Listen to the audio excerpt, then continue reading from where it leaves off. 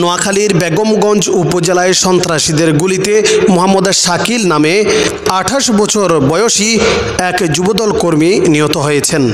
এ সময় সন্ত্রাসীদের ধারালো অস্ত্রের আঘাতে আহত হয়েছেন তার 25 বছর বয়সী ছোট ভাই শুভ। সোমবার রাত 8টার দিকে উপজেলার ছোয়ানি ইউনিয়নের গঙ্গাবর বাজারের ইসলামিয়া মার্কেটের সামনে এই ঘটনা ঘটে। প্রত্যক্ষদর্শীরা জানান, শাকিল সহ কয়েকজন রাতে গঙ্গাবর বাজারের ইসলামিয়া মার্কেটের সামনে বসে চা খাচ্ছিলেন। তখন একটি সিএনজি চালিত অটোরিকশায় করে আসা 5 অস্ত্রধারী সন্ত্রাসী লাবিব নামে এক যুবককে জোরপূর্বক তুলে নেওয়ার চেষ্টা করে।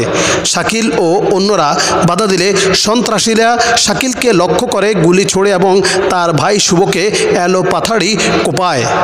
স্থানীয়রা দ্রুত দুই ভাইকে উদ্ধার করে 250 শয্যা নোয়াখালী জেনারেল হাসপাতালে নিয়ে গেলে কর্তব্যরত চিকিৎসক শাকিলকে মৃত ঘোষণা করেন।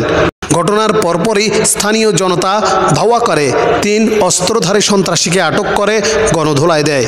নোয়াখালী জেলা যুবদলের সভাপতি মঞ্জুরুল আজিম সুমন এই ঘটনাকে নিন্দনীয় উল্লেখ করে তীব্র প্রতিবাদ জানিয়েছেন এবং অপরাধীদের দ্রুত গ্রেপ্তারের দাবি জানিয়েছেন। তিনি নোয়াখালীর আইন শৃঙ্খলা পরিস্থিতির অবনতি নিয়ে গভীর উদ্বেগ প্রকাশ করেন।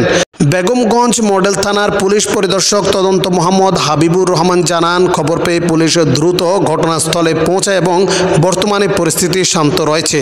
এলাকাবাসী কর্তৃক আটক 3 সন্ত্রাসীকে উদ্ধার করে পুলিশ হেফাজতে নেওয়া হয়েছে, যাদের মধ্যে একজনের অবস্থা আশঙ্কাজনক।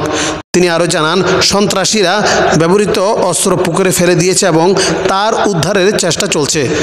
নিহত শাকিলের মরদেহ ময়না তদন্তের জন্য নোয়াখালী জেনারেল হাসপাতাল মর্গে রাখা হয়েছে এবং এই ঘটনায় আইনগত ব্যবস্থা নেওয়া হচ্ছে।